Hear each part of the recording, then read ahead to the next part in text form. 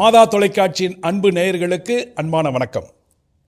அன்புள்ளங்களே, எதிர்நோக்கின் திருப்பயணிகள் என்ற ஒரு அற்புதமான தலைப்பிலான இந்த நிகழ்ச்சி வருகின்ற யூபிலி 2025 ஆண்டை நாம் தயாரிப்பதற்கான ஒரு நிகழ்வாக அமைகிறது. இந்த நிகழ்ச்சியிலே யூபிலி ஆண்டின் வரலாற்றை பற்றியும் யூபிலி ஆண்டினுடைய உள்ளார்ந்த மைய கருத்துக்களை பற்றி சிந்தித்தோம். இந்த யூபிலி ஆண்டிலே நமது திருத்தந்தை பிரான்சிஸ் அவர்கள் கற்றல் ஆண்டிலே 2ஆம் வத்திக்கான் பொது சங்கத்தினுடைய 4 முக்கிய கோட்பாடுகளை பற்றி மக்கள் மீண்டுமாக வாசித்து அறிந்து புரிந்து வாழ்வாக மாற்ற அழைக்கிறார்.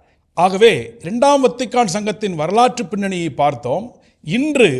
இப்பொழுது இந்த 4 கோட்பாடுகளில் மிகவும் முக்கியமான கோட்பாடான இறை வெளிப்பாடு என்ற கொள்கை திரட்டை பற்றிய உள்ளார்ந்த கருத்துக்களை முக்கியமாக வாழ்க்கையோடு இணைத்து இந்த யூபிலி ஆண்டோடு இணைத்து சிந்தித்து பயன்பெற நமக்கு இன்று நமது சேலம் மறைமாவட்ட ஆயர் மேதகு அருள் செல்வம் ராயப்பன் அவர்கள் நம்மிடையே வந்து கலந்துரையாடி தனது சிந்தனைகளை பகிர வந்திருக்கிறார். அன்பாயரே, வணக்கம். வணக்கம். இந்த ஒரு அற்புதமான நிகழ்வு உண்மையிலுமே மக்களுக்கு ஒரு விழிப்புணர்வை தருவதாக இருக்கிறது. இந்த நிகழ்ச்சியில் இன்று இறை வெளிப்பாடு என்ற ஒரு கொள்கை திரட்டை பற்றிய ஒரு உள்ளார்ந்த கருத்துக்களை நம்ம சிந்திக்கலாண்டவரே. இப்போ வழக்கமாக கடவுள் இந்த உலகத்தை படைப்பதற்கு முன்பாக தாமாகவே இருந்தார். 6 லட்சணங்களில் நம்ம படிக்கிறோம்.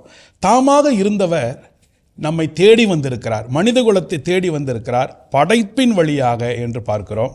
முக்கியமாக தன்னையே வெளிப்படுத்தி தன் மக்கள் மீது கொண்ட அன்பை பகிர்ந்திருக்கிறார் அப்படிங்கிறத பார்க்குறோம். இந்த இறை வெளிப்பாடு அப்படிங்கிறதுனா ஆக்சுவலாக ஒரு அர்த்தம் டக்குன்னு எளிமையாக புரிஞ்சுக்கிற மாதிரி சொல்லணும்னா என்னங்க ஆண்டவரே? இந்த கொள்கை திரட்டு லத்தீன் மொழியில் ஆரம்பிக்கின்ற 2 வார்த்தைகளிலே பெயர் பெறுகிறது. தெய் வெர்பம் என்று சொல்லுகிறோம். பல்வேறு இம்ப்ரூவ்மெண்ட் ஸ்கேமா எல்லாம் முடிந்து இறுதியாக நவம்பர் மாதம் 18ஆம் தேதி 1965ஆம் ஆண்டு வெளியிடப்பட்டது. இறைவன் தம்மை வெளிப்படுத்துகிறார். முக்கியமாக அவருடைய வல்லமையுள்ள வார்த்தை எல்லா மனிதரும் இறைவனை தெரிந்து கொள்ள, எல்லா மனிதரும் மீட்படைய துணை பெறுகிறது என்னும் விதத்தில் இந்த இறை வெளிப்பாடு என்னும் கொள்கை திரட்டு நமக்கு வழங்கப்பட்டுள்ளது.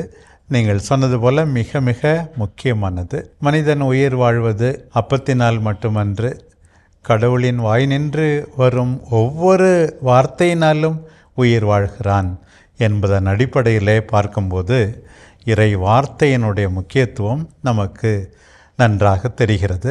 2ஆம் வத்திக்கான் சங்கம் இறை வார்த்தைக்கு கொடுத்த முக்கியத்துவத்தை நாம் குறைத்து மதிப்பிடவே முடியாது. உண்மையிலுமே ஏன்னா இன்றைக்கி இறைவார்த்தை மையப்படுத்தியது கத்தோலிக்க திருச்சபை இல்லைங்கிற மாதிரியான ஒரு தவறான புரிதல். ஆனால் இந்த 2ஆம் வத்திக்கான் சங்கத்தின் பிறகு பார்த்திங்கன்னா இறைவார்த்தை மையப்படுத்தி தான் வழிபாடு மேற்கொண்டு எல்லாமே அமைவதை நம்ம பார்க்குறோம். ஒரு பெரிய மறுமலர்ச்சி வந்திருக்கு. இந்த இறை வெளிப்பாட்டுக்கும் இறை வார்த்தைக்குமான ஒரு தொடர்பு என்ன ஆண்டவரே? தொடக்கத்திலேயே இறை வெளிப்பாடு என்றால் என்ன என்பதை இந்த 2ஆம் வத்திக்கான் சங்கத்தின் இந்த கொள்கை திரட்டு அழகாக சொல்லுகிறது. கடவுள் தன்னையே வெளிப்படுத்துகிறார். நாம் அடிக்கடி பாடுகிறோம், நல்லவர் வல்லவர், முக்கியமாக நம் மீது அக்கறை கொண்டவர், அவரை நம்பியிருந்தால் நமக்கு வாழ்வு உண்டு, அவருடைய எல்லையில்லாத அன்பு எல்லாமே நமக்கு தெரிய வேண்டும் என்பதற்காக தம்மையே வெளிப்படுத்துகிறார்.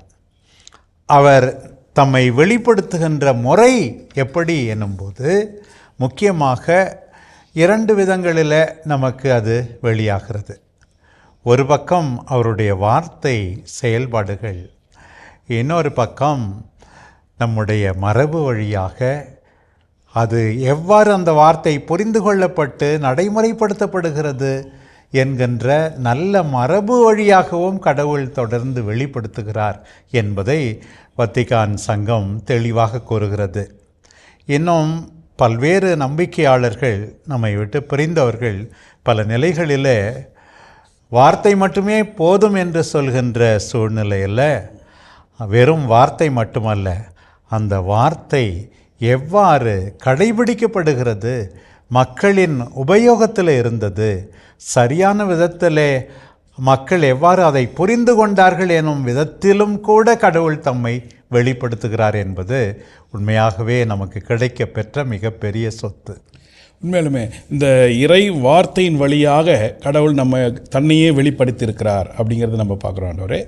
அது இறை வார்த்தைங்கிறது தொடக்கத்திலிருந்து எப்படியாக வளர்ந்து வந்தது இறை வெளிப்பாடு இறை வார்த்தையின் வழியாக யாரிலே நிறைவு பெற்றது. நம்ம வந்து இயேசுவிலே நிறைவு பெற்றதுன்னு சொல்கிறோம், ஆனால் இயேசுக்கு பின்னாடியும் அவர் வாழ்ந்து இறந்து உயிர்த்த பின்னாடியும் அந்த இறை வெளிப்பாடு தொடர்கிறது. அதை பற்றிய ஒரு புரிதல் எப்படி இது இந்த இறை வெளிப்பாடானது இறை வார்த்தையின் வழியாக வந்திருக்கிறது. அதாவது நம்ம எபிரேயருக்கு எழுதிய திருமுகத்தில் வாசிக்கிறோம், பல்வேறு விதத்தில் பேசிய கடவுள் நாம் வாழும் இவ்விறுதி நாட்களில் தம் மகனின் வழியாகவே பேசியுள்ளார் அப்படின்னு சொல்லியிருக்கு. அதே போல தான் கடவுள் வரலாற்றில் படைப்பில் தொடங்கி பல்வேறு முறைகளிலே பேசியுள்ளார்.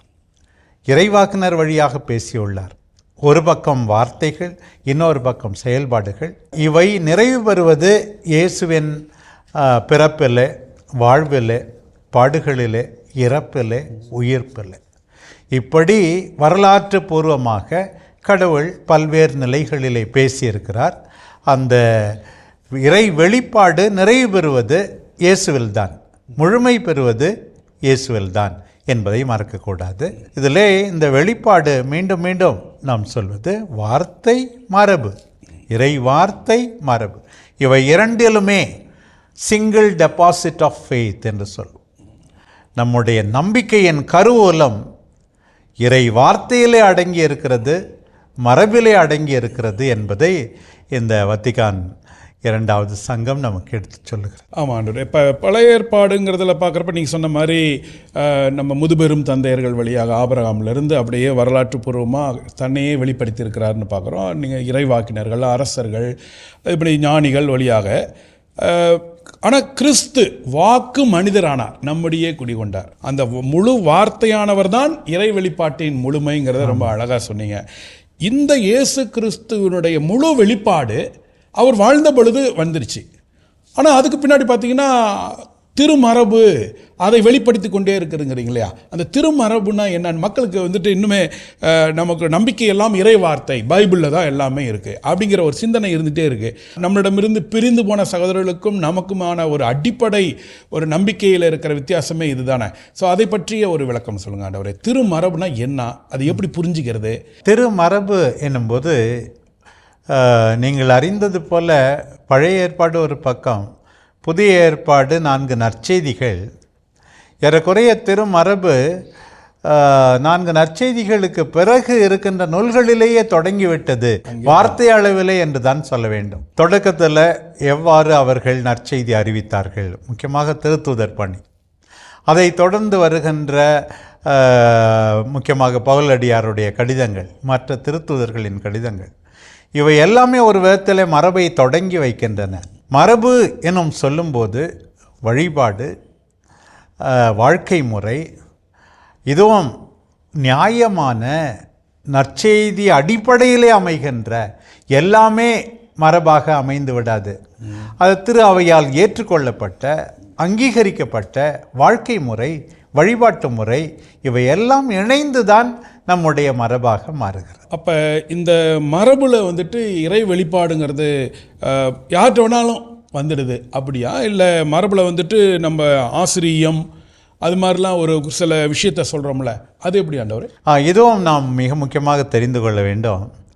இந்த இறை வெளிப்பாட்டை பற்றி விளக்கம் அளிப்பது, அதிகாரப்பூர்வமாக அறிவுறுத்துவது, எது சரியான விளக்கம் என்று இறை வார்த்தையை பற்றியும், மரபில் எது உண்மையான மரபு, எது முரணான மரபு என்றெல்லாம் இறுதி வார்த்தை சொல்வது திருச்சபையின் ஆசிரியம், மஜிஸ்டேரியம், முக்கியமாக திருத்தந்தை. திரு அவையில் பல்வேறு நிலைகளில் போதிக்கிறவர்கள் இருக்கிறார்கள். முக்கியமாக திருத்தந்தை தனியாக போதிக்கும் போதும் சரி, ஒரு பொதுச்சங்கத்தில் இணைந்து மற்ற ஆயர்களோடு போதிக்கும் போதும் சரி, ஒரு ஆயர்கள் மன்றம், இப்போது கூட முக்கியமான ஆயர்கள் மன்றம் நடக்கிறது, தொடர்ந்து நடக்க இருக்கிறது. அதன் விளைவாக கொடுக்கப்படுகின்ற போதனையும் சரி, மறைமாவட்ட ஆயர்கள் தனிப்பட்ட விதத்திலே மறை மாவட்டங்களிலே போதிப்பது, அல்லது ஒரு நாட்டின் ஆயர்கள் இணைந்து திருத்தந்தையின் ஒப்புதலுடன் போதிப்பது, இவை எல்லாம் மிக முக்கியத்துவத்தை பெறுகின்றன. எது உச்ச அதிகாரம், எது அதற்கு குறைந்த அதிகாரம் என்று நமக்கு ஏற்கனவே தெளிவுபடுத்தப்பட்டிருக்கிறது. ஆக திருச்சபையின் முறையான ஆசிரியம் எதை எடுத்துரைக்கின்றதோ, எவ்வாறு விளக்கம் அளிக்கிறதோ, அதை எல்லாரும் புரிந்து ஏற்றுக்கொள்ள வேண்டும் என்று எதிர்பார்க்கப்படுகிறது. இன்னும் நீங்கள் அந்த ஆசிரியத்தை பற்றிய ஒரு அற்புதமான கருத்து ஆண்டவர். இது இன்னும் கொஞ்சம் மக்களுக்கு விளக்கம் கிடைப்பதற்காக ஒரு கேள்வி ஆண்டவர். இப்போ உங்களுடைய சிந்தனையிலிருந்து பார்க்குறப்ப இரண்டாம் வத்திக்கான் சங்கத்தினுடைய இறை வெளிப்பாடு சொல்வது இதுதான். இறை வெளிப்பாடு என்பது 3 விஷயம் மெயினாக வருது. இறை வார்த்தை, அந்த இறை வார்த்தை இயேசுவில் நிறைவு பெறுகிறது. அதனுடைய தொடர்ச்சியாக திருமரபு வழியாக இறை வழிபாடு வளர்ந்து வருகிறது. அந்த திருமரபிலே ஆசிரியம் என்பதுதான் அந்த போதனைக்கு வந்துட்டு ஒரு அங்கீகரிக்கப்பட்ட ஒரு இதாக சொல்கிறீங்க இல்லையா? இந்த 3க்குமான தொடர்பு, இறைவார்த்தை எப்படி மரபில், இந்த மரபில் ஆசிரியம், இந்த 3க்கான ஒரு சின்ன ஒரு தொடர்பு. உதாரணத்துக்கு எனக்கு எளிமையாக கேட்குறதுன்னா, ஆசிரியம்னா யார்? மக்களுக்கு வந்துட்டு அது இப்போ அவங்க பங்குசாமியார் சொல்கிறதில்ல அப்படிங்கிற மாதிரி எடுத்துக்கிறதா, இல்லை ஏதோ குறிப்பிட்ட ஆட்களா, அதில் மக்களே இல்லையா, வெறும் ஆயர்கள் மட்டுமா, இல்லை அது எப்பெல்லாம் வந்துட்டு நிரூபிக்கப்படுகிறது, அதெல்லாம் கொஞ்சம் சொல்லுங்கள். உதாரணமாக நம்ம திரு அவை சட்டத்தில் 3ஆம் நூலில் இந்த teaching office of the church என்று அதற்கு தலைப்பு, திரு அவையின் போதிக்கும் பணி. இதில் யார் அதிகாரப்பூர்வமாக பல்வேறு நிலைகளில் கற்பிக்கிறார்கள் என்பது தெளிவுபடுத்தப்பட்டுள்ளது. இப்போ உதாரணமாக திருத்தந்தையின் வழுவாவரத்தை பற்றி நாம் பேசுகின்ற போது, திருத்தந்தை எக்ஸ் கத்தேட்ரா அதிகாரப்பூர்வமாக தன்னுடைய பணியினுடைய அடிப்படையில் அரியணையில் அமர்ந்து கொடுப்பதாக சொல்லப்படுகின்றவை. இதே போல் பொதுச்சங்கத்தின் வழியாக திருத்தந்தை பேசுபவை. பிறகு ஆயர்கள் உலகெங்கும் பிரிந்து கிடந்தாலும் எல்லாரும் திருத்தந்தையோடு ஒன்றிணைந்திருப்பதாக திருத்தந்தை சில கோட்பாடுகளை அறிவிப்பது, இவை எந்த நிலையில் ஏற்றுக்கொள்ளப்பட வேண்டும் என்றெல்லாம் இருக்கிறது. முக்கியமாக திருச்சபையின் ஆசிரியம் எனும்போது திருத்தந்தை தனியே, திருத்தந்தை ஆயர்களோடு, இவைதான் மிக முக்கியமான ஆசிரியமாக, மஜிஸ்டேரியமாக கருதப்படுகிறது. அப்போ இந்த ஆசிரியம், திருமரபு, இறை வெளிப்பாட்டை விவிலியத்தில் இல்லாத விஷயங்களை எங்கேயாவது சொல்லிடுவாங்களா, இல்லை அது எப்பயுமே விவிலியத்தை சார்ந்து இருக்குமா இறை வெளிப்பாடு? எப்படிங்க? நமது அடிப்படை ஊற்று ஆண்டவருடைய வார்த்தை தான்.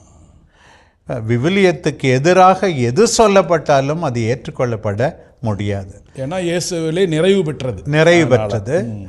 அது உண்மையாகவே தூய ஆவியால் ஏவப்பட்டு எழுதப்பட்டது என்பதை திரு அவை ஏற்றுக்கொள்கிறது. அதற்கு எதிரான எந்த ஒரு ஆசிரியமும் முறையான ஆசிரியமாக ஏற்றுக்கொள்ளப்பட மாட்டாது. அப்போ விவிலியத்தினுடைய ஒரு கைண்ட் ஆஃப் விளக்கம் தர்ற மாதிரி கூட இந்த திருமரபு ஆசிரியம் வந்து அந்தந்த காலகட்டத்திற்கு ஏற்றவாறு, அதனால தான் இந்த 2ஆம் வத்திக்கான் சங்கம் கூட பயனுள்ளதாக மாறி இருக்குங்கிறது புரிஞ்சுக்கலாமாண்டவரே. அப்படியாக ஓகே. அப்போ இந்த இறை வழிபாடு, இந்த இறை வார்த்தை வழியாக திருமரபு மற்றும் ஆசிரியம் வழியாக நம்மள்ட்ட வந்து சேருதுங்கிறத ஒரு பக்கம் பார்த்துருக்குறோம். இப்போ இந்த இறை வழிபாடு ஏவுதல், இந்த விவிலியத்தை எழுதுனது யார், எப்படி எழுதுனாங்க, அவங்கவுங்க சொந்தமாக எழுதிவிட்டாங்களா, இல்லை உண்மையாலும் அதனுடைய ஆசிரியர் யார், அப்படி பற்றி சொல்லி சொல்லுங்கள். விவிலியம் உண்மையாகவே தூய ஆவியாரின் துணையால், அவரால் ஏவப்பட்டு எழுதப்பட்டுள்ளது. ஒன்றை மக்கள் புரிந்து கொள்ள வேண்டும். விவிலியத்தின் ஆசிரியர் என்னும்போது இறுதியாக கடவுள்தான் ஆசிரியர். தூய ஆவியின் தூண்டுதலால் எழுதப்பட்டது என்பதை மறுக்கக்கூடாது. இரண்டாவது, விவிலியம் ஒரு நூல் அல்ல, அதில் பல்வேறு நூல்கள் இருக்கின்றன. அது ஒரு லைப்ரரி. இதை தெரிந்து கொள்ளாமல் ஒரே நூலை பார்ப்பது போல இன்னொரு நூலை பார்ப்பது, பல்வேறு விதமான நூல்கள் அதிலே இருக்கின்றன. ஒவ்வொருவருக்கும் ஒரு ஆசிரியர் இருக்கிறார். மனிதரை பயன்படுத்தி எழுதப்பட்டது, மஷினாக எழுதப்படவில்லை. அந்த மனிதருடைய பாதிப்பும் அந்த விவிலியத்திலே இருக்கிறது. பல நேரங்களில் அதை தெரிந்து கொள்ளாமல் ஃபண்டமெண்டலிஸ்ட் இன்டர்பிரட்டேஷன், மேலோட்டமாக விளக்கம் அளிக்கும் போது தவறு நேர்ந்து விடுகிறது. மனிதர்கள் பயன்படுத்தப்பட்டார்கள். கடவுள் நமக்கு என்ன சொல்ல வேண்டும் என்று நினைத்தாரோ அதை அவர்கள் சொல்லுகிறார்கள். சில நேரத்தில் அவர்கள் சொல்லுகின்ற விதத்தில் முரண்பாடு இருக்கலாம். ஆக ஒரு பக்கம் இறை ஆசிரியர், இன்னொரு பக்கம் மனித ஆசிரியர். ஆனால் கடவுளுக்கு எதிரான எதுவும் அதிலே எழுதப்படவில்லை என்பதை நாம் தெரிந்து கொள்ள வேண்டும். இது கேட்குறப்பே கடவுள் வந்து எவ்வளோ நம்ம மேலே அன்பு இருந்தால் அவர் டைரெக்டாகவே தன்னை வெளிப்படுத்திட்டு போயிட்டே இருக்கலாம், ஆங்காங்கே ஒரு அசிரிய குரல் வழியா. ஆனால் மனிதர்களை பயன்படுத்துகிறார். மனிதர்களை பயங்கரமான இருக்கு. மனிதர்கள் பலவீனமானவர்கள். நம்ம அடுத்தது மனிதர்கள் ஒரு காலத்துக்கு உட்பட்டவங்க, ஒரு பண்பாட்டுக்கு உட்பட்டவங்க, ஒரு வரலாற்று சூழ்நிலை இருக்கிறோம். அப்போ நேச்சுரலாக அந்தந்த மனிதருடைய பண்பாடு, கலை, இலக்கியம், ஏன்னா இன்றைக்கி சொல்கிற தமிழ் வார்த்தைகள் அன்றைக்கி இருந்திருக்காது. அப்போ அந்த கலை, அவர்களுடைய பண்பாடு, வரலாறு இதெல்லாமே பின்னி பிணைஞ்சது ஆண்டவரே.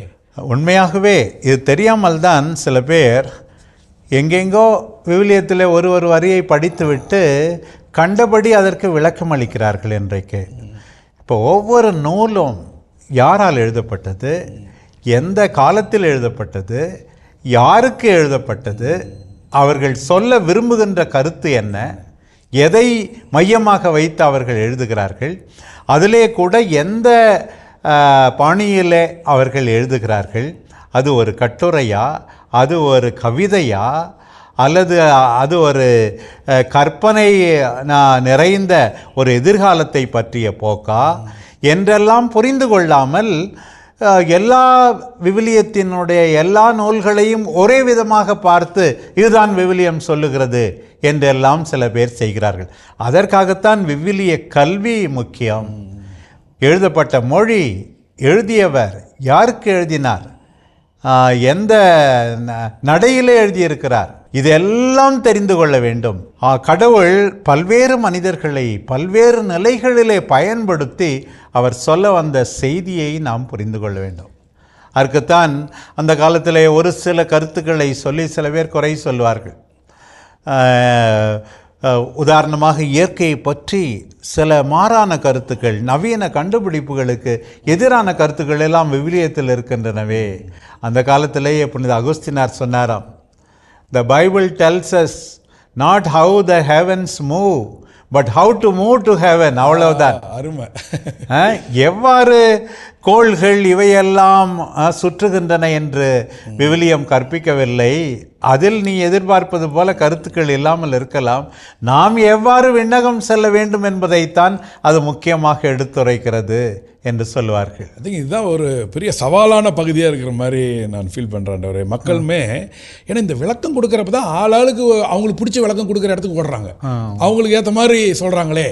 ஆனால் ரியாலிட்டாக பொருள் விளக்கம் தரும் முறை, இன்டர்பிரிட்டேஷன் ஆஃப் த பைபிள், இந்த இன்டர்பிரிட்டேஷன் வந்துட்டு அதை பற்றி இன்னும் கொஞ்சம் இது பொருள் விளக்கம் தர்ற முறைகள் என்ன, எதெல்லாம் அதில் வந்துட்டு நம்ம எடுத்து முதன்மைப்படுத்தணும், அதை பற்றி கொஞ்சம் சொல்லுங்க ஆண்டவர்.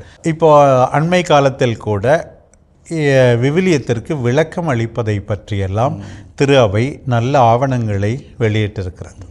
நாம் ஏற்கனவே சொன்னது போல தூய ஆவியால் ஏவப்பட்டு எழுதப்பட்டது என்பதை நாம் உணர்ந்து கொள்ள வேண்டும்.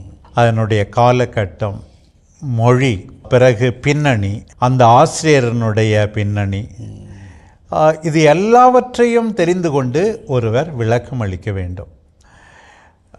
பல விவிலிய அறிஞர்கள் பல்வேறு முரணான விளக்கங்களை சில காரியங்களுக்கு எடுத்துரைப்பதை நாம் கேள்விப்படுகிறோம்.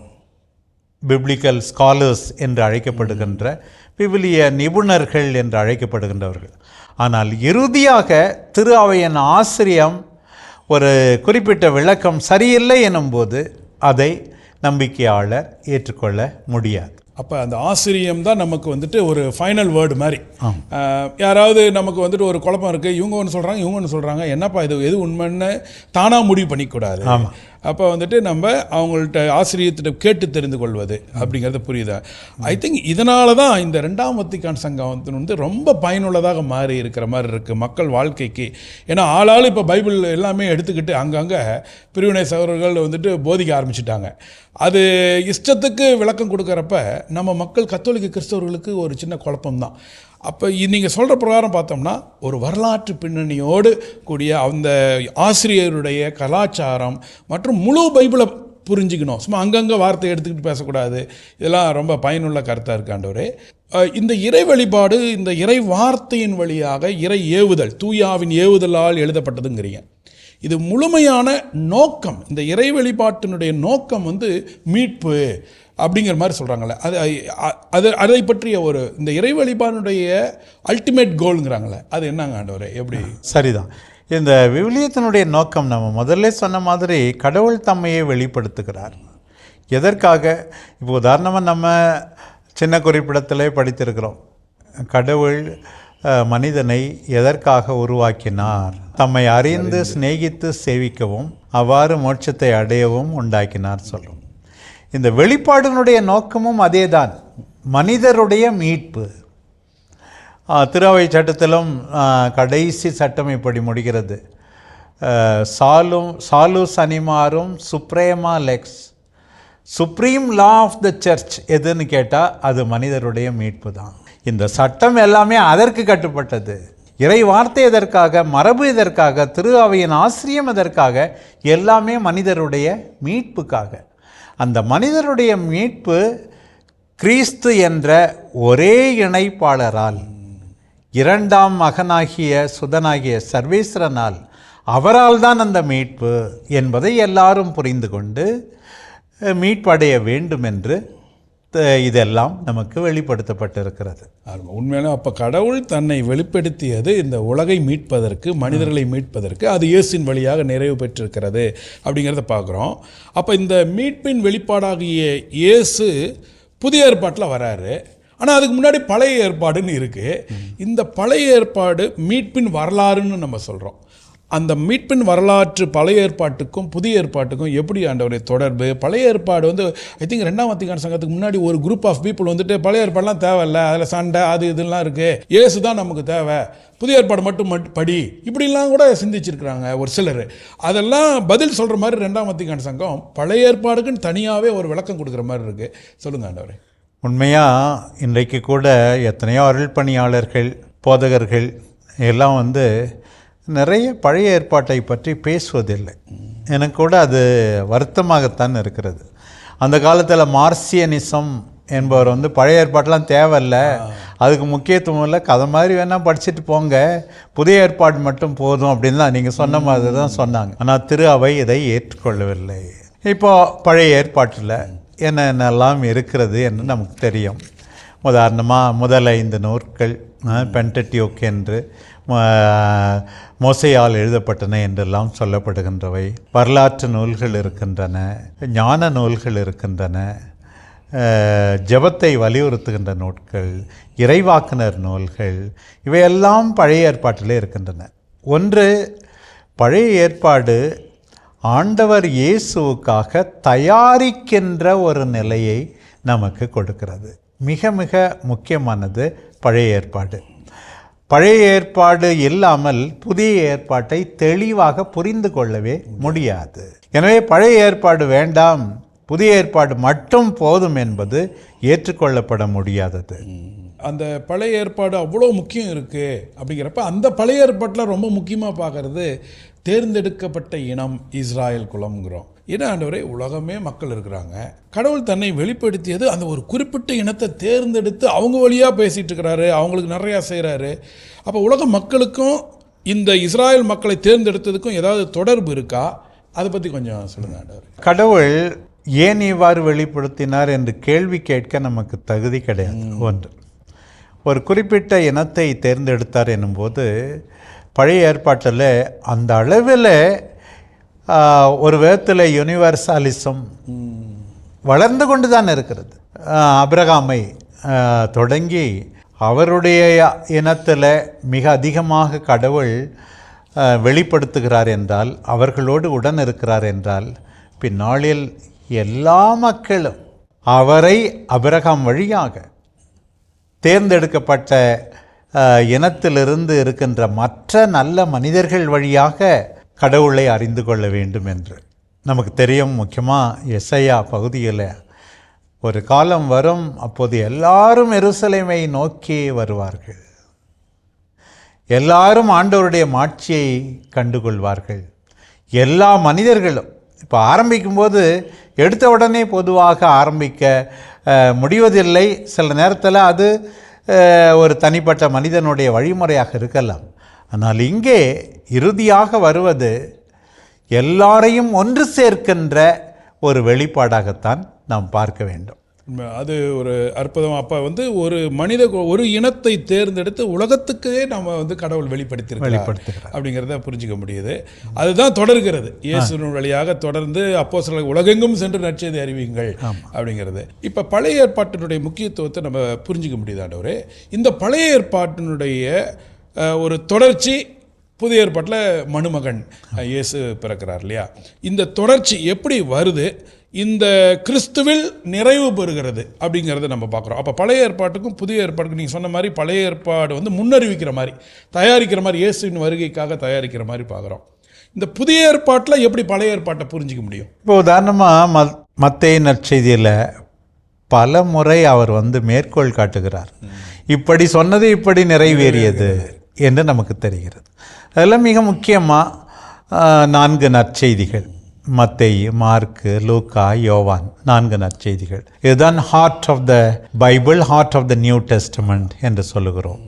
4 பேரும் 4 விதத்தில் வித்தியாசமான மக்களுக்கு எழுதுகிறார்கள் என்று பழைய ஏற்பாட்டை புரிந்து கொள்ள நமக்கு துணையாக இருக்கிறது. இயேசுனுடைய பிறப்பு, உண்மையில் சொல்லப்போனால் அவருடைய பாடுகள், உயிர்ப்பு தான் மிக முக்கியம்.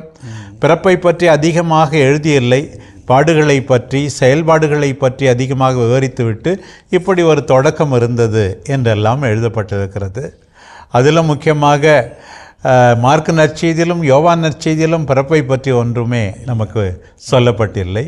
மத்தேயு நற்செய்தியிலும் லூக்கா நற்செய்தியிலும் அவருடைய பிறப்பை பற்றி, அவருடைய பொது பணியை பற்றி, அவருடைய போதனையை பற்றி, அவருடைய குணமளிக்கும் நற்செயல்களை பற்றி, பிறகு முக்கியமாக பாடுகளும் உயிர்ப்பை பற்றி இருக்கிறது. இதுதான் நாம் ஏற்கனவே சொன்னது போல இறை வெளிப்பாட்டின் உச்சகட்டம், நிறைவு இயேசுவின் உயிர்ப்போடு தூய் ஆவியனுடைய வருகையோடு என்பதை நாம் தெரிந்து கொள்கிறோம். ஆக புதிய ஏற்பாட்டில் மிக மிக முக்கியத்துவம் நாம் கொடுக்க வேண்டியது இந்த 4 நற்செய்திகளுக்கு. அப்போ அந்த 4 நற்செய்தி தான் முக்கியம் அப்படிங்கிறப்ப, ஆனால் 4 நற்செய்தியுமே நற்செய்தியான இயேசுவை தான், அவருடைய வாழ்க்கையை தான் அறிவிக்குது. ஆனால் அதுலேயே சின்ன சின்ன வேறுபாடு இருக்குதுன்னு நீங்கள் சொல்கிறீங்க. அது இப்போ முன்னாடி ஒன்று சொன்னீங்க, அந்த ஆசிரியர்கள் அவர்களுடைய வரலாற்று சூழ்நிலை அப்படின்னா, இப்போ சொல்கிறீங்க ஒரு வார்த்தை, அவர்கள் எழுதிய யாருக்கு எழுதினார்களோ அதெல்லாம் அப்படியே ஒரு மாதிரி முழுமையாக புரிஞ்சிக்கணும் அப்போ பைபிள் படிக்கிறப்ப. ஏன்னா ஒரு சில மக்கள் எளிமையாக கேட்பாங்க, என்னங்க மழைப்பொழிவு, ஒரு இடத்துல ஏழைகளே பேர் பெற்றவருங்கிறாங்க, இன்னொரு இடத்துல ஏழையின் உள்ளத்தோரே பேர் பெற்றவருங்கிறாங்க. இது மாதிரி நிறையா விஷயம் ஒரு நற்செய்தியில் ஒன்று இருக்குது, இன்னொரு நற்செய்தியில் இல்லை அப்படின்ட்டு. புனித யாக்கோபு திருவிழாவில் கூட நற்செய்தியாளர் மத்தேயு ஒரு மாதிரி சொல்கிறாரு, மார்க் ஒரு மாதிரி சொல்கிறாரு, இப்படிங்கிறதெல்லாம் நம்ம பார்க்குறோம். இந்த வேறுபாடுகளை எல்லாம், ஆனால் நற்செய்தி தான் முக்கியங்கிறீங்க இந்த நாளும். அப்போ எப்படி மக்கள் இதை படிக்கும் பொழுது புரிஞ்சுக்கணும்? இந்த 4 நற்செய்தியாளர் அவர்களுக்குன்ற வரலாற்று தன்மை, இதை பற்றி சொல்லுங்க. விவிலிய பேராசிரியர்கள் இதை பற்றி மிக விளக்கமாக எடுத்து சொல்வார்கள். நம்மை பொறுத்த மட்டில் உதாரணமாக மத்தேயு யூத மக்களுக்கு எழுதும்போது இயேசுதான் புதிய மோசே என்பதை மிக அழகாக காட்டி, நீங்கள் அவர் தான் இறை வெளிப்பாட்டின் உச்சகட்டமாக இருக்கிற இயேசுவினுடைய போதனையிலிருந்து கற்றுக்கொள்ளுங்கள் என்று அவர் கூறுவதாக நாம் பார்க்கிறோம். அதே போல் நீங்கள் சொன்னது போல் ஒவ்வொரு நற்செய்திக்கும் ஒரு தனித்தன்மை.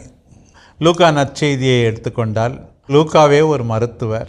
ஒரு நோயின்னு சொன்னால் அது என்ன நோய் அப்படின்னு சொல்லி விளக்கம் கொடுப்பார். அதே போல் அப்புறம் லூக்கா நற்செய்திக்கு பல்வேறு சூழ்நிலையில் அவர் எழுதிய மக்களுக்கு ஏற்ப அது ஏழைகளின் நற்செய்தி, பெண்களின் நற்செய்தி. ஒரு ஆண் இருந்தால் அது ஈக்குவலாக ஒரு பெண் இருப்பாங்க. அப்படி இதெல்லாம் மற்றதில் அவ்வளோ இதுவாக பின்பற்றுவோம். மகிழ்ச்சியின் நற்செய்தி, தூய ஆவியின் நற்செய்தி, இப்படியெல்லாம் ஒரு பேர். அதே போல் மார்க் நற்செய்தி பார்த்தா ஒரே டைரக்ட், எல்லாத்தையும் உடனே சீக்கிரமாக சொல்லணும். எது முக்கியம்னா சீக்கிரம் வாங்க பாடுகளுக்கு அப்படின்னு சொல்லி உடனே மார்க் நற்செய்தி அவர் எழுதுகின்ற முறை வேறு. யோவான் நற்செய்தி படிக்கும்போது அப்படியே ஒரே வாக்குவாதமாகவே போய்கொண்டிருக்கும். இப்படியெல்லாம் இருக்கிறது. ஒவ்வொரு நற்செய்தியும் ஒவ்வொரு பின்னணியிலிருந்து ஒரு குறிப்பிட்ட மக்களுக்காக எழுதப்பட்டது. அவர்கள் எல்லாரும் சொல்ல வந்தது என்னவென்றால், இயேசு கடவுளின் மகன், அவர்தான் மீட்பர், அவரில் நம்பிக்கை கொள்ளுங்கள், அவர் உங்களுக்காக பாடுபட்டார், ஆனால் தந்தை அவரை வெற்றி வீரராய் உயிர்த்தெழச் செய்தார். இந்த அடிப்படை கருத்துக்களிலே மாற்றம் இல்லை. அது நல்லாவே தெரியுது. அடிப்படை கருத்தில் மாற்றம் இல்லை. ஆனால் அவர்களுடைய தனித்தன்மையை, சூழ்நிலையை கடவுள் பயன்படுத்தியிருக்கிறது பார்த்தா கடவுளுடைய ஒரு பன்முகத்தன்மை. அடுத்து கடவுளை பல்வேறு விதத்தில் கோணங்களில் பார்க்க முடிகிறது. ஒருத்தர் விட்டதை இன்னொருத்தர் எழுதுறாரு, அதையுமே பார்க்க முடிகிறது. சில பேருடைய முக்கியத்துவம், எதற்கு முக்கியத்துவம் கொடுக்கிறார்கள். உதாரணமாக லூக்கா நற்செய்தியிலே அடிக்கடி ஆண்டவருடைய ஜெபத்தை பற்றி, ஜெபிக்க கற்றுக் கொடுப்பதை பற்றி நிறைய சொல்லி இருக்கிறது. மற்ற நற்செய்திகளும் இருக்கிறது, ஆனால் இந்த அளவுக்கு இல்லை. இப்போ நீங்கள் சொன்னது போல் மார்க்கு இன்றைய பகுதியை பற்றி சொல்லும்போது, மார்க்கு யோவானும் யாக்கோபும் அவர்களே போய் கேட்டார்கள் என்று. மத்தேயு ஒரு திரு அவையினுடைய ஆசிரியத்தை அல்லது தலைவர்களை எந்த விதத்திலும் முகம் கோண செய்துவிடக்கூடாது என்பதற்காக அவர்கள் கேட்கவில்லை, அவர்கள் தாய்தான் போய் பல பக்கமும் இடப்பக்கமும் அமைய கேட்டார்கள் என்று கூட அவர்கள் டைல்யூட் செய்திருக்கலாம். ஆக நம்ம ஏற்கனவே தெரியும் ஒப்பமைவு நற்செய்திகள் என்று. இந்த முதல் 3 நற்செய்தியும் பக்கத்தில் அச்சடித்து எப்படி அந்த ஒரு சில வித்தியாசங்கள் இருக்கின்றன என்பதை அழகாக காட்டி குருமடத்தில் நமக்கெல்லாம் கற்றுக் கொடுத்திருக்கிறார்கள். சினாப்டிக் காஸ்பல், ஒப்பமைவு நற்செய்திகள் எப்படி இவை இருக்கின்றன என்றெல்லாம் கூட. அருமை. அப்போ இறை வெளிப்பாட்டினுடைய ஒரு உச்சமும் நிறைவுமான கிறிஸ்து, அவரை மையப்படுத்தியது தான் நற்செய்தி நூல்கள். ஆனால் அந்த கிறிஸ்து இறந்து உயிர்த்து விண்ணகம் சென்ற பிறகு தூயாவின் துணை கொண்டு தொடர்கிறது இறை வெளிப்பாடானது திருத்தூதர்கள் வழியாக. அதனால தான் நற்செய்தியை தாண்டிய பிற நூல்களும் புதிய ஏற்பாட்டில் இருக்குது. அதை பற்றி சொல்லுங்கள். அந்த பிற நூல்கள், அதை நம்ம எப்படி புரிஞ்சுக்கணும்? இறை வெளிப்பாட்டோடு அதை கனெக்ட் பண்ணி பார்க்குறப்ப, நம்ம வாழ்க்கையோட கனெக்ட் பண்ணி பார்ப்ப என்ன? மிக முக்கியமாக 5வது நூலான திருத்தூதர் பணி, ஆக்ட்ஸ் ஆஃப் தி அப்பாசல்ஸ். தூய ஆவி இறங்கி வந்தது. அதற்கு பிறகு எவ்வாறு திருத்தூதர்கள் ஆண்டவருக்கு சாட்சி பகர்ந்தார்கள் என்று.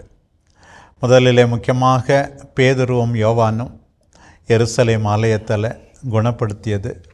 அதை தொடர்ந்து தொடக்க நம்பிக்கையாளர்களுடைய வாழ்க்கை முறை எப்படியெல்லாம் அமைந்தது, இதெல்லாம் நமக்காக தூய ஆவியால் தூண்டப்பட்டு எழுதப்பட்டது என்பதை மறந்துவிடக்கூடாது. இப்படி வாழ்ந்தார்களா? இப்படி துன்புற்றார்களா? சவுல் இப்படிதான் மனம் மாறினாரா? சவுல் இத்தகைய பயணங்களை மேற்கொண்டாரா? திரு அவை இப்படி பேதுருவின் தலைமையிலே செயல்பட்டதா? எல்லாரும் அவரை மதித்தார்களா? இப்படி உடனுழைப்பாளர்கள் இருந்தார்களா என்றெல்லாம் முக்கியமாக 2 பேர். ஒரு பக்கம் பேதுரு 15ஆம் அதிகாரம் வரைக்கும், பிறகு அவர் மறைந்து விடுகிறார் இதில். பிறகு 15லிருந்து கடைசி வரை திருத்தூதர் பணி கடைசி வரை பவுல். இப்படி வேதனைகள், இவர்கள் சந்தித்த சவால்கள் அத்தனையும் ஆண்டவர் நமக்கு கொடுத்தது திருத்தூதர் பணியிலே பார்க்கும்போது.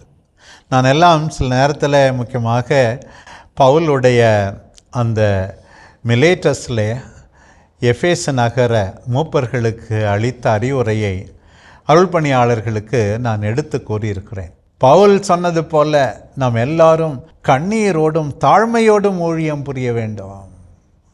யாருடைய பொண்ணுக்கோ வெள்ளிக்கோ நான் ஆசைப்படவில்லை. இப்படியெல்லாம் பவுல் பேசுகிறார். இதெல்லாம் இன்றைய நற்செய்தியாளர்களுக்கு, இன்றைக்கு ஆண்டவருடைய வழியிலே நெருக்கமாக பின்பற்றி அறிவிப்பவர்களுக்கெல்லாம் மிகச்சிறந்த பாடமாக இருக்கிறது. அப்போ இவ்வளோ பெரிய ஒரு புனிதமாக கருதப்படுற, அதனால தான் புனித நூல்னு சொல்கிறோம் இந்த விவிலியத்தையே. இப்போ நீங்கள் சொல்கிறத பார்க்குறப்ப அந்த பழைய ஏற்பாடு நற்செய்தி நூல்கள், அதை தொடர்ந்து வருகிற புதிய ஏற்பாட்டு நூல்கள் எல்லாம் சேர்ந்த ஒரு அற்புதமான இறை வழிபாடு. இந்த இறை வழிபாட்டுக்கு திரு அவை எவ்வளோ முக்கியத்துவம் தந்திருக்கு. ஏன்னா ஏதோ இறைவார்த்தையை மையப்படுத்தாமல் நம்ம திருச்சபையினுடைய ஆசிரியம் மட்டுமே தனியாக ஏதோ சொல்லுது அப்படிங்கிற மாதிரியான சிந்தனை இருக்கக்கூடாது இல்லையா? இருக்கக்கூடாது. அதே போல் நான் செலுத்துகிறதுன்னு சொல்கிறோம். ஆமாம், நான் திருத்தூதர் பணியை மற்றும் நான் சொன்னேன். மற்ற நூல்கள் எல்லாம் முக்கியமாக பவுலினுடைய கடிதங்கள் தான். இப்போ 3 கடிதங்கள் அல்லது 4 கடிதங்கள் மிகப்பெரியவை. ரோமையருக்கு எழுதப்பட்ட திருமுகம், அதே போல் கொரிந்தியருக்கு எழுதிய முதல் கடிதம், 2வது கடிதம், பிறகு இறுதியாக எபிரேயருக்கு எழுதப்பட்டது. அதிலே சில மாறுபாடான கருத்துக்களும் இருக்கிறது. இவையெல்லாம் இந்த 4ஐ தவிர மீதி எல்லாம் மிகச்சிறிய கடிதங்கள் தான். ஒரு 15 நிமிடத்தில் மற்ற கடிதங்களை வாசித்து முடித்து விட முடியும். இவற்றையெல்லாம் படிக்கும்போது ஆதி திரு அவையில் நம்பிக்கையாளர்களுடைய பிரச்சனைகள் என்ன, குழப்பங்கள் என்ன, அவர்கள் எதை ஆர்வத்தோடு தேடினார்கள், அவர்களுடைய வழிபாடு எப்படி இருந்தது, இது எல்லாமே இன்றைய நம்பிக்கையாளர்களுக்கு மிகச்சிறந்த பாடமாக இருக்கிறது. அதே போல் இறுதியாக வருகின்ற மற்ற கடிதங்கள், யோவானுடைய 3 கடிதங்கள், யாக்கோபினுடைய கடிதம், யூதாவினுடைய கடிதம், இறுதியாக திருவெளிப்பாடு, ஒவ்வொரு நூலிலிருந்தும் நாம் கற்றுக்கொள்ள வேண்டிய பாடங்கள் எவ்வளவோ இருக்கின்றன. இவை எல்லாமே கத்தோலிக்க திருவையால் மட்டுமல்ல, மற்றவர்களாலும் ஏற்றுக்கொள்ளப்படுகின்ற ஒரு நூலாக இவை அனைத்தும் அமைந்திருக்கின்றன. மனிதருடைய வாழ்வுக்கு இந்த திருப்பயணிகளாக நாம் இருக்கின்ற இந்த நிலையில் துணை புரிகின்ற, அறிவுறுத்துகின்ற ஒரு நல்ல நூல்களாகத்தான் இவை எல்லாவற்றையும் நாம் பார்க்க வேண்டும். உண்மையிலுமே இப்போ இந்த முழு விவிலியமும் முக்கியமாக நீங்கள் சொல்கிற இந்த கடிதங்கள்லாம் ஒரு பக்கம் ஆண்டவரை நோக்கிய ஒரு பயணம், ஆண்டவரை அன்பு செய்வது, அவரை அறிந்து கொள்வதுன்னு, இன்னொரு பக்கம் ஆண்டவர் வாழுகிற மனிதர்களை எப்படிலாம் அன்பு செய்து வாழணும் அப்படிங்கிற எல்லா விஷயமுமே கலந்த இதுதான் ஒரு இறை வழிபாடு. இறைவன் தன்னையே வெளிப்படுத்தினார்னு நீங்கள் சொன்னீங்க. அதனுடைய அடிப்படை நோக்கம் தன்னை அன்பு செய்யவும், தான் வாழுகிற எல்லா மனிதர்களையும் இந்த படைப்பையும் அன்பு செய்கிறது. இவ்வளோ ஒரு பியூட்டிஃபுல்லான இந்த ஒரு நற்செய்தி அல்லது விவிலியம், இந்த விவிலியம் ஆண்டவர் ஆக்சுவலாக ரிட்டன் ஃபார்மில் இயேசு இறந்து உயிர்த்த பின்னாடி ஒரு 30 வருஷத்துக்கு பின்னாடி தான் ஆரம்பித்து எழுதவே ஆரம்பிக்கிறாங்க. அப்போ கிரேக்க மொழி, அராபிக் மொழி, அப்புறம் லத்தீன் மொழி, இப்படிலாம் மொழிபெயர்ப்புகள்லாம் நடந்ததாக சொல்கிறாங்க வரலாற்றில். இந்த விவிலிய மொழிபெயர்ப்புகள், இதை பற்றி உங்களுடைய சிந்தனை, மக்கள் இதை எப்படி புரிஞ்சுக்கணும்? மொழிபெயர்ப்புகள் இன்றைக்கி நம்ம தமிழ் மொழிலையும் இருக்குங்கிறது, இதெல்லாம் எப்போ இருந்து வந்துச்சு தமிழில், இதை பற்றிலாம்? நீங்கள் சொன்னது போல் தொடக்கத்தில்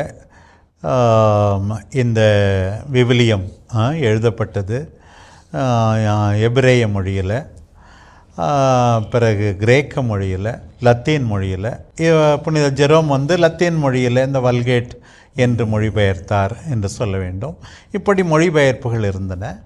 ஏறக்குறைய 16ஆம் 17ஆம் நூற்றாண்டு வரை கத்தோலிக்க திரு அவை விவிலியத்துக்கு அவ்வளவு அதிகமாக முக்கியத்துவம் கொடுக்கவில்லை, அல்லது சில நூல்களை கூட படிக்கவே கூடாது என்கின்ற மனநிலையெல்லாம் பிற்காலத்தில் இருந்து வந்ததையும் நாம் பார்த்திருக்கிறோம். முக்கியமாக மறுமலர்ச்சி காலத்தில் விவிலியத்தை மக்களிடம் எடுத்து செல்ல வேண்டும் என்கின்ற ஒரு முக்கியமான செய்தியை லூத்தர் போன்றவர்கள் சொன்னார்கள். அதை நாம் ஏற்றுக்கொள்ளத்தான் வேண்டும். ஆனால் கத்தோலிக்க திரு அவையில் கடந்த 2 நூற்றாண்டுகளில் அதிகமாக ஆர்வம் விவிலியத்தின் மீது எழுந்துள்ளது. திரு அவையை வழிநடத்தியவர்கள் மிக முக்கியத்துவம் அதற்கு கொடுத்திருக்கிறார்கள். பல்வேறு மொழியிலே விவிலியம் மொழிபெயர்க்கப்பட்டுள்ளது. இன்றைக்கு உலகத்தில் பல மொழிகள், பல பதிப்புகள் இவையெல்லாம் இருக்கத்தான் செய்கின்றன. மனிதர்கள் இறை வார்த்தையை தெரிந்து கொள்ள வேண்டும்.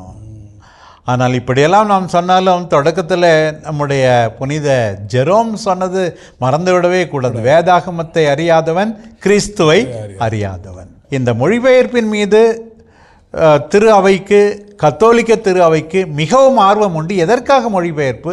ஒரே மொழியிலேயே பல்வேறு பதிப்புகள் கொஞ்சம் மாற்றி இப்படியெல்லாம் இளைஞர்களுக்கு ஏற்றவாறு, குடும்பத்துக்கு ஏற்றவாறு அடிப்படையில் எந்த மாற்றத்தையும் உண்டு பண்ணாமல் சில அத்தியாவசியமற்ற வெளிப்பாட்டில் மாற்றங்களை ஏற்படுத்தி ஏற்றுக்கொள்கின்றது. இதெல்லாம் மிக முக்கியமாக இருக்கிறது. எதற்காக? எல்லாருமே விவிலியத்தை தெரிந்து கொள்ள வேண்டும் என்பதற்காக. உண்மையிலுமே அப்போ இந்த இறை விவிலியம் மொழிபெயர்ப்புங்கிறது நம்ம திரு அவையினுடைய வரலாற்றில் ரொம்ப முக்கியமான இடத்தை பிடிச்சிருக்கு. ஏன்னா மக்கள்கிட்ட போய் இறை வார்த்தையை நம்ம கொண்டு போய் சேர்த்தாதான் இறை வெளிப்பாட்டை உணர முடியும். ஏதோ ஒரு மொழியில் இருக்கிறத நமக்கு விவரமே புரியாமல் கோயிலில் ஜெபம் பண்ணி என்ன பிரயோஜனம்? அப்போ இந்த 2ஆம் வத்திக்கான் சங்கம் வந்து இந்த மொழிபெயர்ப்புக்கு ரொம்ப முக்கியத்துவம் கொடுத்து சிறப்பாக செஞ்சுருக்கிறத நம்ம பார்க்க முடியாது. ஆண்டவரே, இந்த இறை வார்த்தை என்பது வேறு ஒரு பக்கம் மொழிபெயர்ப்பு, இன்னொரு பக்கம் திரு அவையினுடைய முழு வாழ்விலுமே இறைவார்த்தை மையப்பட்டதா வழிபாடு, இறையியல், கல்லூரியில் குருமட மாணவர்களுக்கு நடத்துறது இறையியல், எல்லாத்துலேயுமே இறைவார்த்தையை மையப்படுத்தியதாக சொல்லப்படுகிறது. எப்படி ஆண்டவர்? எடுத்துக்காட்டாக என்னுடைய பேராசிரியர் ஃபாதர் லெக்ரான் ஒரு மிகச்சிறந்த விவிலிய பேராசிரியர். அவர் 1950களில் பெங்களூர் புனித பேதுரு குருமடத்தில் நுழையும் போது பைபிள் ஒரு மைனர் சப்ஜெக்ட், ஸ்கிரிப்சர் ஒரு மைனர் சப்ஜெக்ட், வாரத்தில் 2 வகுப்புகள் தான் இருக்குமாம். அப்படி என்றால் பார்த்து கொள்ளுங்களேன் எந்த அளவுக்கு விவிலியம் அப்போது வத்திக்கான் சங்கத்திற்கு முன் கொடுக்கப்படவில்லை என்பதும் நமக்கு புரிகிறது. ஆனால் இப்போது மிக முக்கியமான பாடமாக குருமடங்களில், குருக்களை உருவாக்குகின்ற இடங்களில், துறவு மட பயிற்சியகங்களில் விவிலியம் எவ்வளவு முக்கியத்துவம் கொடுக்கப்படுகிறது. இதற்கு ஒரு முக்கியமான காரணம் வத்திக்கான் சங்கம் இந்த தெய்வ வர்பம் வழியாக, இறை வெளிப்பாடு வழியாக விவிலியத்திற்கு முக்கியத்துவம் கொடுத்தது. ஏனென்றால் விவிலியம் தெரியாமல் இவர்கள் யாரும் ஆண்டவரை சரியான முறையில் அறிவிக்க முடியாது. இரண்டாவதாக நம்முடைய திருவழிபாடு எனும்போது முக்கியமாக திருப்பலி. அப்போதெல்லாம் ஏதோ ஒரு பகுதி வாசிக்கப்படும், மறையுரை கேட்கிறார்களா, அதன் அடிப்படையில் இருக்கிறதா? அப்படியெல்லாம் இல்லை. எப்போதோ ஒரு முறை அறிவித்தால் கூட போதும் என்றெல்லாம் இருந்தது மறையுரை. இப்போது மறையுரைக்கு முக்கியத்துவம். வார்த்தை வழிபாடு திருப்பலியினுடைய முதல் பகுதி, நற்கருணை வழிபாடு 2ஆம் பகுதி. வார்த்தை வழிபாடு என்னும்போது ஒவ்வொரு ஞாயிற்றுக்கிழமையும் கட்டாயமாக மறையுரை இருக்க வேண்டும். அதுவும் முக்கியமான கடன் திருநாட்களிலும் கட்டாயம் இருக்க வேண்டும் என்று திருவிழாக்களில் மிக அதிகமாக பரிந்துரைக்கப்படுகிறது. இன்னும் வார நாட்களிலும் பரிந்துரைக்கப்படுகிறது. எனக்கெல்லாம் கற்றுக் கொடுக்கப்பட்டது இப்படித்தான்: do not break the bread if you don't break the word. ஒரு 3 நிமிடமாவது வார நாட்களில் விவிலிய விளக்கத்தை வாழ்க்கைக்கு அவர்கள் ஈடுபடுத்தவில்லை என்றால் எதற்காக திருப்பலி என்கின்ற கேள்வியே எழுகின்றது. நீங்கள் சொல்கிறதுலேருந்து பார்க்குறப்ப இந்த 2ஆம் வத்திக்கான் பொதுச்சங்கங்கிறது ஒரு விவிலிய மறுமலர்ச்சி கொண்டு வந்த மாதிரி, இறைவார்த்தை மறுமலர்ச்சி கொண்டு வந்த மாதிரி தெரியுது. இன்றைக்கெல்லாம் பார்த்தீங்கன்னா வீட்டிற்கு ஒரு விவிலியம், நாளுக்கு ஒரு அதிகாரம் அப்படின்ட்டு எல்லா வீட்லேயும் எல்லா நபருமே படிக்கணும் அப்படிங்கிறது. ஒரு காலத்தில் படிக்கக்கூடாத ஒரு சில புத்தகம்னு சொல்கிறீங்க. ஆனால் இப்போ இந்த 2ஆம் வத்திக்கான் சங்கத்துக்கு பின்னாடி விவிலியத்தின் வாசிப்பு எவ்வளோ முக்கியம் டு நோ. இப்போ தெரிஞ்சுக்க தான் யூபிலி ஆண்டுன்னா ஒரு புது வாழ்வுன்னோம், ரிவ்யூ பண்ணணும், தம் வாழ்க்கையை பின்னாடி திரும்பி பார்க்கணுங்கிறோம், அல்லது ஒரு ரெக்கன்சைல் ஒப்புரவாகணும். இதுக்கு எல்லாத்துக்கும் துணை இந்த இறை வார்த்தை. அப்போ அதை படிங்கிறது. இதை பற்றி ஒரு ரியலாக நடைமுறை வாழ்க்கையில் விவிலிய வாசிப்புங்கிறது எவ்வளோ முக்கியம், அதை எப்படி செய்யணும், எப்படி ஆண்டவர் உங்களுடைய கருத்து? உண்மையாகவே எல்லாரும் விவிலியத்தை வாசிக்க வேண்டும், வாசித்து அதை புரிந்து கொள்ள வேண்டும். இப்போ விவிலிய வகுப்புகள் இருக்க வேண்டும். விவிலியம் தெரியாது என்று யாருமே சொல்லக்கூடாது. அப்படி சொன்னால் அந்த சாக்குப்போக்கை ஏற்றுக்கொள்ளவே முடியாது. உங்களுக்கு தெரிந்தது போல் வாசிக்க முடியாதவர்கள் கூட கேட்க வேண்டும் என்று நானே பதிவு செய்திருக்கிறேன், தமிழிலும் ஆங்கிலத்திலும். என்னுடைய குரலில் அது 100 மணி நேரம் பழைய ஏற்பாடு, 26 மணி நேரம் புதிய ஏற்பாடு. இந்த அடிப்படையில் ஒரு 126 மணி நேரம் ஒரு 5 நாட்கள் இத்தனை நாட்கள் வாழ்நாட்களை உனக்கு கொடுத்த ஆண்டவருக்கு 5 நாட்கள் கொடுத்து விவிலியம் முழுவதையும் நீ கேட்கக்கூடாதா என்று தான் நான் சொல்வேன். கேளுங்கள், ஆண்டவருடைய வார்த்தையை கேளுங்கள், நீங்கள் வாழ்வடைவீர்கள் என்று. எனவே யாரும் சாக்குப்போக்கு சொல்லவே முடியாது. இல்லை என்றால் அதற்கு அர்த்தமே இல்லை, நம்முடைய வழிபாட்டுக்கு அர்த்தம் இல்லை. நான் முதல்ல உங்களுக்கு சொன்னேன் புனித மிகு நற்கருணை கொண்டாட்டத்தை பற்றி. அதில் மட்டுமல்ல, ஒவ்வொரு அருளடையாளத்திலும் அதற்கு ஏற்ற சரியான விவிலிய பகுதிகள் கொடுக்கப்பட்டுள்ளன. திருமுழுக்கு என்றால் அங்கேயும் அதற்கேற்ற வாசக பகுதிகள். பல பேர் சீக்கிரம் முடிப்பதற்காக அதையெல்லாம் எடுத்துக்கொள்வதில்லை. இறை வார்த்தையோடு இணைந்துதான் ஒவ்வொரு அருளடையாளம். உறுதி பூசுதல், தூய ஆவி இறங்கி வந்தது, அதற்கேற்ற அருளடையாளம். ஏன் பாவசங்கீர்த்தனம், ஒப்புரவு அருளடையாளத்துக்கு நாம் தயாரிக்கும் போது கூட இதுபோல மனமாற்ற பகுதிகள் விவிலியத்திலிருந்து அதன் அடிப்படையிலே மக்கள் தயாரிக்கப்பட வேண்டும் என்றுதான். நோயில் பூசுதல் ஆபத்து காலத்திலே எப்படி அது விவிலியத்தின் அடிப்படையிலே இவையெல்லாம் பிறக்கின்றன, எப்படி மக்கள் உண்மையாகவே திடப்படுத்தப்படுவார்கள் என்று இறை வார்த்தை. அதே போல திருமணத்துக்கு பல்வேறு விதமான, எப்போது பார்த்தாலும் ஒரே ஒரு பகுதியை மட்டும் வாசிப்பதல்ல, பல்வேறு பகுதிகள் காண கிடக்கின்றன. கொடுக்கப்படாத இன்னும் சில பகுதிகள் விவிலியத்தில் இருக்கின்றன. இவை எல்லாவற்றையும் பயன்படுத்தி உண்மையாகவே மக்களுடைய ஆன்மீக வாழ்வு, நம்பிக்கை வாழ்வு வளம் பெற வேண்டும் என்பதை திரு அவை ஆசிக்கின்றது. இறை வார்த்தை இல்லாமல் நம்முடைய ஆன்மீகமே இல்லை என்று சொல்ல வேண்டும். நான் அடிக்கடி சொல்வது போல பேதுருவை பார்த்து மக்கள் என்னை யார் என்று சொல்லுகிறார்கள், சீடர்களை பார்த்து கேட்டார். இன் அதர் வேர்ட்ஸ், வேறு வார்த்தையில் சொல்ல வேண்டுமானால் என்னை உனக்கு தெரியுமா என்று ஆண்டவர் கேட்கிறார். முதல் கேள்வி. இரண்டாவது கேள்வி, நீ என்னை அன்பு செய்கிறாயா என்று உயர்த்த பிறகு கேட்கிறார். இன்றைக்கு ஆண்டவர் ஒவ்வொரு நம்பிக்கையாளரையும் பார்த்து கேட்கின்ற கேள்வி இதுதான். என்னை உனக்கு தெரியுமா? நான் உன்னோடு பேச நீ அனுமதிக்க மாட்டாயா என்று கேட்கிறார். இறை வார்த்தையை படிக்கும்போது ஆண்டவர் நம்மோடு பேசுகிறார். உண்மையிலுமே அந்த இறை வாசிப்பு விவிலியங்கிறது நம்ம வாழ்க்கையினுடைய மையமாக இருக்கணும் அப்படிங்கிறத புரிஞ்சிக்க முடியுது. அதற்கான முயற்சி இப்போ நீங்கள்லாம் சொல்கிறத பார்த்தா ஏன்னா ஒரு குழந்தைகள், இளைஞர்கள் எல்லார் கையிலையும் இன்றைக்கி மொபைல் இருக்குது. ஆமாம். அப்போ யாருனாலும் டக்குன்னு கேட்குற மாதிரி அழகாக முழு விவிலியத்தையும் நீங்கள் வாசித்து வச்சுருக்கிறது. இன்றைக்கி மாதா தொலைக்காட்சி ஒரு பக்கம் இறை வார்த்தையை கொண்டு போய் சேர்க்கணுன்னு பல்வேறு விதத்தில் இந்த மாதிரியான நிகழ்ச்சிகளை ஏறெடுக்கிறது. ஐ திங்க் திரு அவை முழுமையாக இறை வார்த்தையை மையப்படுத்திய ஒரு பணியை செஞ்சிட்ருக்கு, மக்கள்கிட்ட போய் சேர்க்கணுன்னு. மக்களுக்கு ஒரு காலத்தில் வாய்ப்பு இல்லாதப்ப எங்களுக்கு வாய்ப்பு தாங்கன்னு கேட்டாங்க. இன்றைக்கி வாய்ப்பு நிறையா இருக்குது, ஆனால் பல்வேறு ஒரு டிஸ்டர்பன்ஸாக அவங்க வந்துட்டு வேறு விஷயங்களில் ஈடுபட்டுருக்கிறாங்க. இந்த நிகழ்வுகள் அடுத்து இந்த யூபிலி ஆண்டினுடைய மைய நோக்கம் இறை வார்த்தையை மையப்படுத்திய ஒரு வாழ்க்கையாக மாறணும் ஒரு அழைப்பாக இருக்கிறத பார்க்க முடியுது. ஆண்டவரே, இந்த இறை விவிலியத்தை பற்றி நம்ம இவ்வளோ நேரம் பார்த்தோம். இறை வெளிப்பாடினுடைய மையம் விவிலியம் அப்படிங்கிறத பார்த்தோம், இறை வார்த்தை. இந்த கடவுளுடைய வெளிப்பாடு விவிலியத்தை தாண்டி கடவுளுடைய வெளிப்பாடு இருக்கா இல்லையா? விவிலியத்தை தாண்டினா விவிலியத்துக்கு எதிரானது இல்லை, அதே நேரத்தில் விவிலியத்தில் இருக்கிற கருத்துக்களையே ஏன் என்ன சொல்கிறாங்கன்னா பிற மத மக்களோட, பிற மத புனித நூல்களில் கூட கடவுளுடைய வெளிப்பாடு இருக்குங்கலாம் சொல்கிறாங்கல்ல. அந்த ஒரு பரந்த மனப்பான்மையோடு அதை எப்படி அணுகிறது? இப்போது விவிலியம் நம்மை பொறுத்த மட்டில் அடிப்படையாகவும் ஊற்றாகவும் ஆண்டவர் இயேசு கிறிஸ்துவில் அந்த இறை வெளிப்பாடு நிறைவு பெற்றதாகவும் நாம் திட்டவட்டமாக சொல்கிறோம். அதே நேரத்தில் நல்லது எங்கே இருந்தாலும் அதை வரவேற்க வேண்டும். தூய ஆவி மற்ற போதனைகள் வழியாக, நூல்கள் வழியாக சில நேரங்களிலே பேசுகின்றார். நமக்கு அடிப்படை ஆய்வு விவிலியத்தின் அடிப்படையில் நாம் செய்கின்றோம்.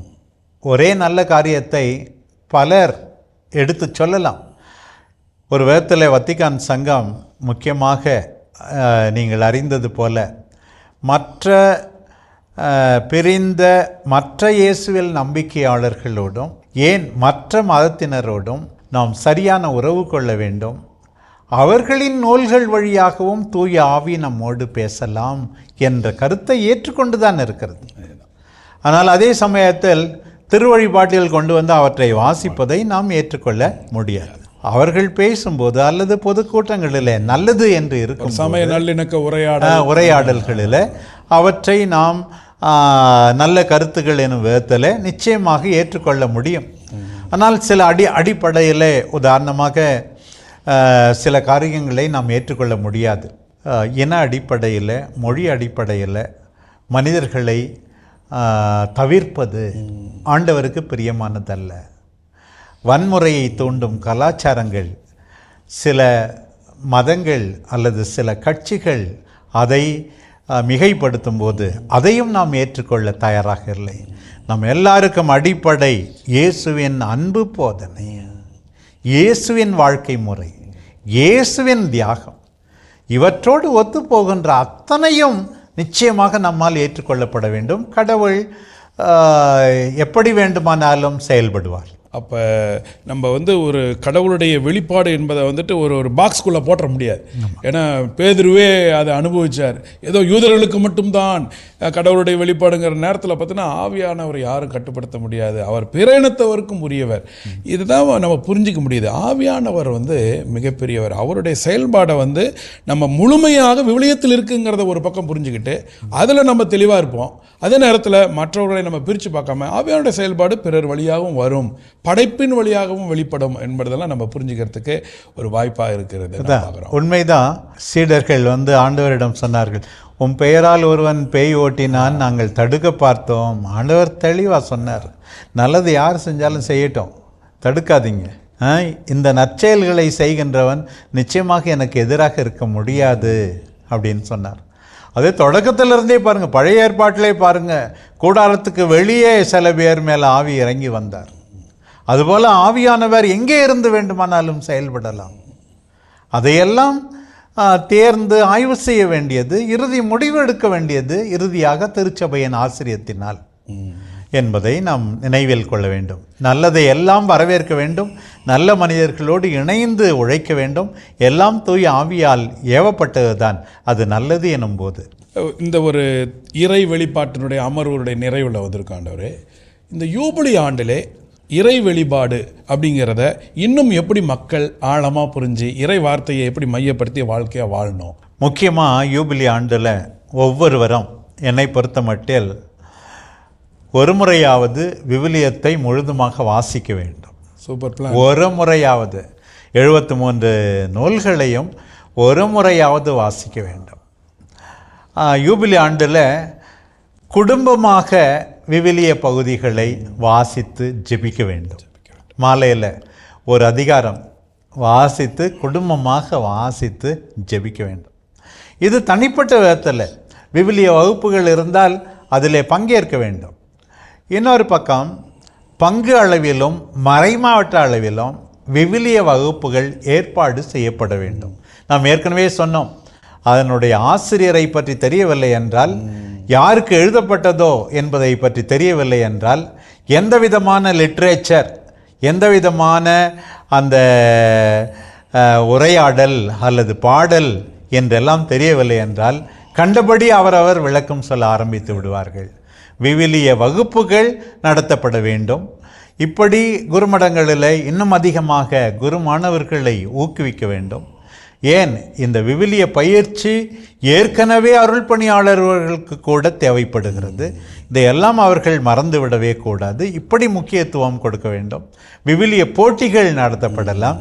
அவர்களை தூண்டுவதற்காக விவிலியத்தை வாங்கி புதிதாக விவிலியம் வந்திருக்கிறது, அவற்றை பரிசுகளாக கொடுக்கலாம்.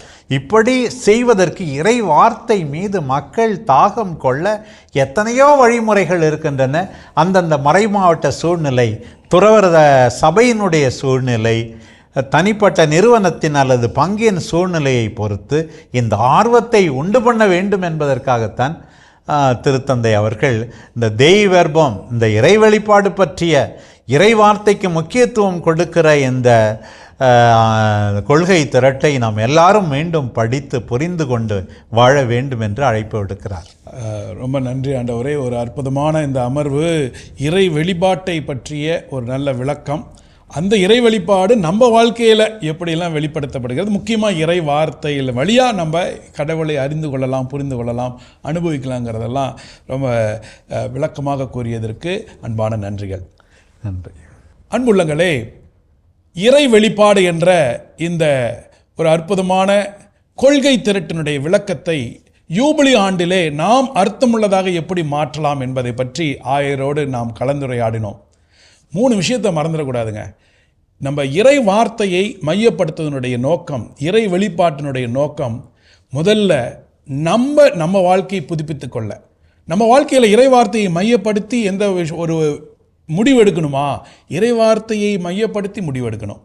தேர்ந்து தெளிதல் எல்லாமே வாழ்க்கையில் ஏதாவது பிரச்சனையா, அதற்கான ஒரு விளக்கம், அதற்கான ஒரு சூழ்நிலை எல்லாமே விவிலியத்திலிருந்து நமக்கு கிடைக்கும் என்ற நம்பிக்கை. நம்ம வாழ்க்கையில் ஒரு புதுப்பிப்பு, இறை வார்த்தையை மையப்படுத்திய வாழ்வு. 2வது, நம்ம அழகாக 1 பேதுரு 3வது அதிகாரம் 15 வாசிப்போம். உங்கள் எதிர்நோக்கை குறித்து யாராவது விளக்கம் கேட்டால் விளக்கம் தர ஆயத்தமாக இருங்கள்னு. அப்போ நமக்கு விளக்கம் தர தெரியணும். நம்ம மட்டும் படிச்சுட்டு இருந்தால் பார்த்தாது, நம்ம 4 பேர்த்துக்கு விளக்கம் கொடுக்கணும். இறை வார்த்தையை பற்றி 4 பேருக்கு நம்பிக்கையை தரணும். அப்படிப்பட்ட ஒரு விளக்கம் தர்ற அளவுக்கு நம்ம விவிலியத்திலே, இறை வார்த்தையிலே, இறை வழிபாட்டை புரிந்து கொள்ள முயற்சி செய்வோம். 3வது, இந்த யூபிலி ஆண்டிலே மிக முக்கியமானது யாக்கோபு சொல்கிறது, இறை வார்த்தை கேட்பதோடு நின்று விடாமல் அதை நடத்தையிலே காட்டுங்கள்.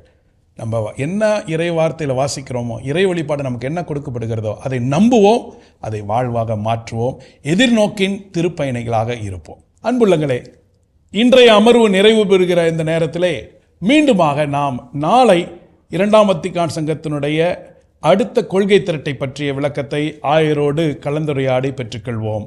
அதுவரை உங்களிடமிருந்து விடைபெறுகிறோம். நன்றி. நன்றி.